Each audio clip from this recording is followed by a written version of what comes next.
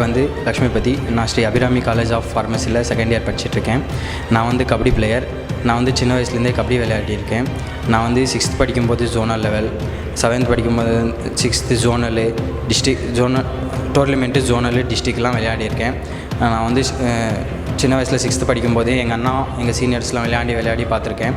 அவங்க தான் எனக்கு இன்ஸ்பயராக இருந்தாங்க. நான் விளையாடும்போது அவங்க வந்து விளையாண்டு பார்த்து அப்படியே நானும் விளையாண்டு பழகினேன். அவங்க கூட மேட்ச் ஆடினேன்.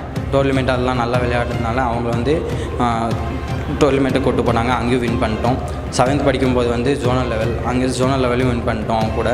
திரும்பி 8th படிக்கும்போது வந்து டிஸ்ட்ரிக்ட் கூட்டு போனாங்க. கிருஷ்ணகிரி டிஸ்ட்ரிக்டில் வந்து நாங்கள் விளையாண்டோம்.